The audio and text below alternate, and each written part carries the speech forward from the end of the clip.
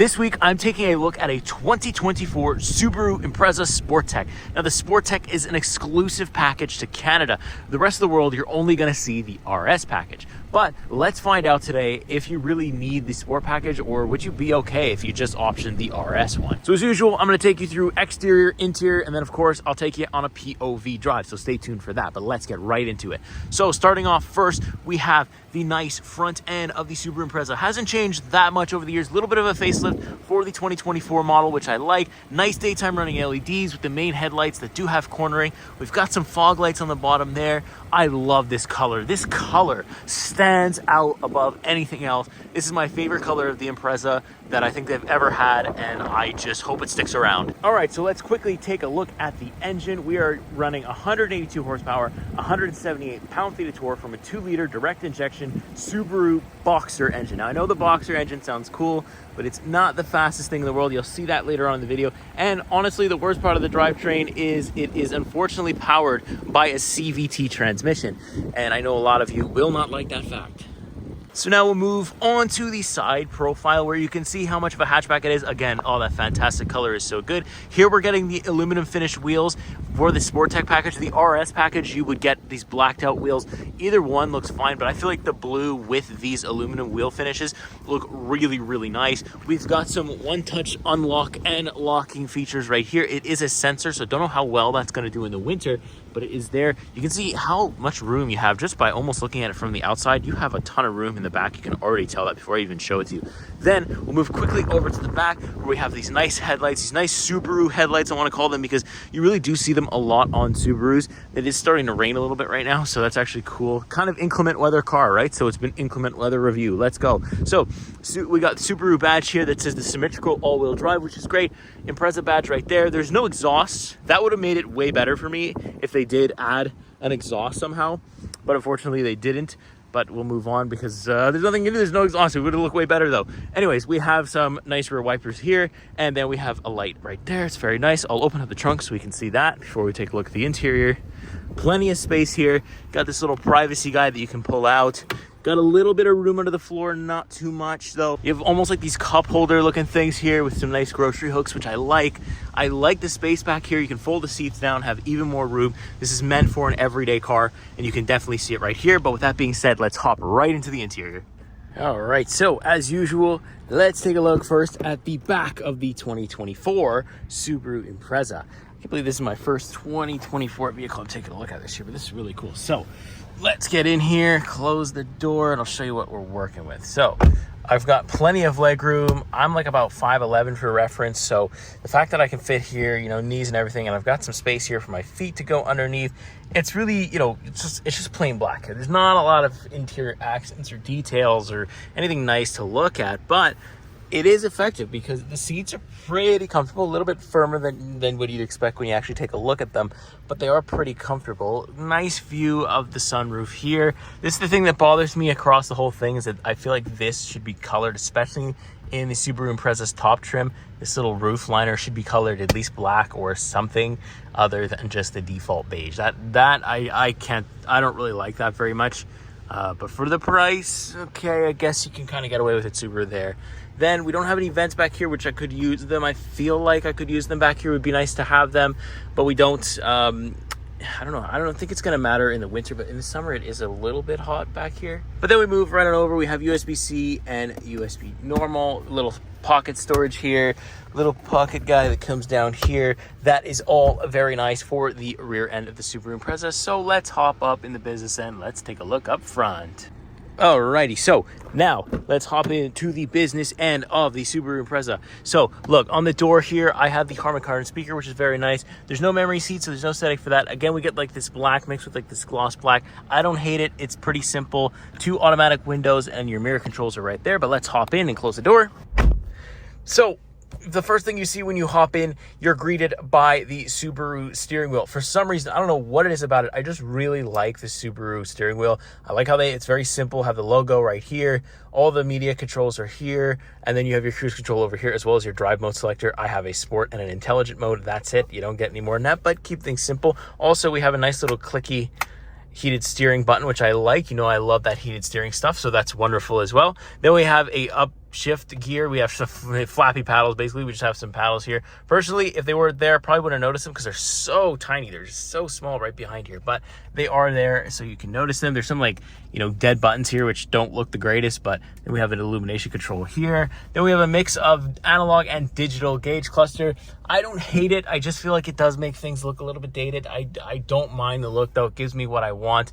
I can kind of cycle through some stuff. I can have what time it is and the temperature. I can have the gas, the range, just basic stuff like that. But pretty much I just keep it on the music. It's just easier to do that, but yeah, it is there. I mean, the digital part is nice to have. I'm glad they did include something digital, so that's good. All right, so now let's move over to what's probably the main talking point, the biggest update that the Subaru Impreza has, and that is this huge infotainment screen. It's like an iPad in the car. So, it is really cool. It is super usable. Like it's very fast, which I like. We have built-in navigation. We have the radio. We have only wireless Apple CarPlay, which honestly, that hurts because wireless CarPlay, like for people who film like me all the time, it interferes with my cameras and stuff. And also, there's just a lag to it, just no matter what car I have. That's not a Subaru issue. That's probably an Apple CarPlay issue. I just don't like it, and I wish that they included wired, but they unfortunately didn't. But anyways, we also have something called My Subaru and Subaru Starlink, which is like the iPhone app that you can download, and you can, change the climate settings, set everything up before you get in the car, all that good stuff. But everything is in here in this infotainment system. So if you don't like that, you don't like having to use your climate control or your infotainment system for your climate control, then you're not gonna like this, because the only climate control I have here is the up and down temperature as well as the front and rear defrost. That's it. It ends there. Everything else you gotta turn this on for. Not that much left to show off. We have a wireless charging pad here, nice and big.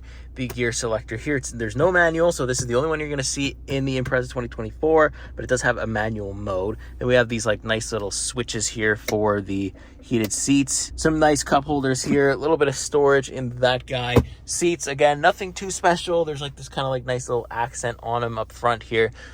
Not crazy about it, but also don't hate it either. Sunroof we got here. It's a manual open and close kind of thing, but again, not terrible. So yeah, overall, it's really not that bad, but I really don't think people are going to be spending much time. I think this is really an A to B car. So let's get to the driving. Let's show you how it does get you from A to B. Let's go. Okay, now we are in the driver's seat on the road, 2024 Subaru Impreza. I got you on my forehead, so let's talk about this thing. So overall, I spent a full week at this point with it, filming kind of on the last day of, me having the car, and it's been pretty good. Like as you can see, it's raining now. It's almost been raining the entire time I've had the car, and it's handled well, right? I think that's what people want to buy this car for, is its all-wheel drive system. It does have some performance, like it's not fast, but like it's also not slow. So I have two drive modes. I have a intelligent mode and a sport mode. And that's it. There's no eco mode, no nothing. So I'll kind of put the brakes on, put it into sport mode here, and let's rip it. Go! Yeah. Yeah, so definitely not the fastest thing in the world, but it's also not slow. Like 182 horsepower is just enough. I don't know if it's enough to justify an RS badge. I know there's a big contention between whether the RS version deserves the RS badge, but I'll let you guys be the judge of that. You tell me in the comments if you think it does or not. But this is the Sport Tech package, so I don't have to worry about that. Handling is also pretty good, even in sport mode. Not a lot of body roll, exactly what you'd expect. I think you probably get really good handling out of this in the winter as well, so that's great news. Fuel economy wise, I'm probably around the 11 liters per 100 kilometers, which isn't too bad. A little bit more than I was expecting from the car, but then again, if I'm always driving it in sport mode and I'm pushing it to try to test it, maybe I'm getting a little bit more than you actually would. We do have an auto stop start feature as well, which I'll tell you right now, I do that and I turn it off because it is not the greatest system in the world. It really does create a rumble when it turns on and off. But yeah, you pretty much have to use everything through this infotainment screen. It is very busy when Apple CarPlay and all this stuff's going on, so it does take some getting used to. But as you can see in my peripheral here, it's pretty right there. Like I can look over with my eyes and see it. I also have this eye sensing feature that, like, say I'm looking at the infotainment screen too long or I'm looking out the window, it kind of like starts to beep at you and tell you to pay attention. That's good if you get distracted on the road a lot, but I think a lot of people might actually turn that off because it can be quite annoying. But this is almost perfect timing to get this car. I don't have it in the snow, but I do have it in like the fall. Like, it's kind of raining now, there's puddles everywhere, and just on this back road where there's like this farmland kind of thing going on, and I'm just driving, taking it for a nice little drive. Doesn't need to be fast, doesn't need to be slow. We can just kind of cruise along, and I think that's what this car, where it really shines. I think it's a really good grocery getter. It's really safe. You don't have to step up to the SUV level to get an all-wheel drive system. That's pretty good. Subaru has been around with their all-wheel drive system forever, and I think it's only gotten better over the years, so that's really good too. Like, I just feel like that's what people are there for. Like, they don't care about performance, they don't care about RS badging or whatever it is. They don't care whether or not it has a manual. I think that's the market that Subaru is trying to go after, especially with the Sport Tech package, since you're losing, like, you don't get the built-in navigation, or you get the built-in navigation and stuff like that. You get, kind of calmer tones on the interior. It's not carbon fiber, you don't get black ribs, whatever. It's more calmer. The RS is a little bit more advanced for the people that want like a more sporty experience. The good news though is that it actually comes in this color no matter what trim you get. So that's really good, because this is my favorite color this year that I've seen on a car. I wish I had like the Cadillac CT4V in this color, because oh my goodness. People have said it's too blue, but I don't know, I like it too much. It's really cool. But yeah, on these windy roads, even in the rain, I've got full confidence in the car, full confidence it'll turn when I want it to, full confidence it'll brake when I want it to. Brakes are pretty sharp too. I like that about it. We have some steering that's borrowed from the WRX, which is really nice. So, that's kind of improved, and I feel like you can feel that more, sport mode or intelligent mode, whatever mode you decide that you want to be in, you're going to feel it very nicely through the steering.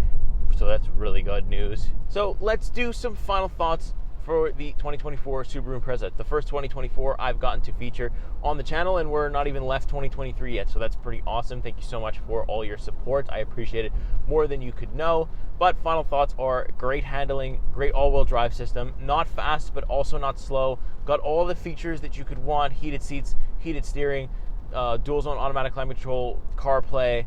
It's got everything. It's a Subaru, so the all-wheel drive system is going to be great. Handling's good. I really find it hard to complain about, other than the fact that, like, you could probably go for the RS package and save a little bit of money, because the Sport Tech package is on the expensive side of things.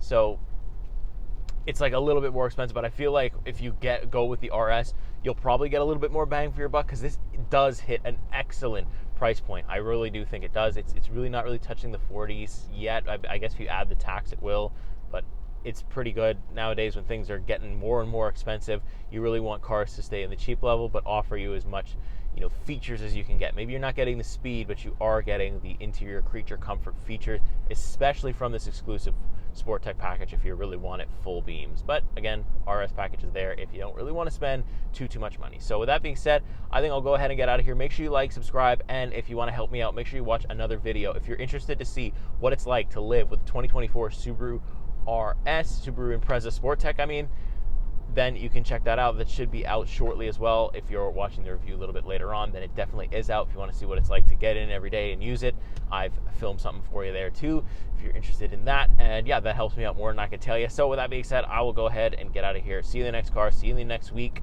Take care.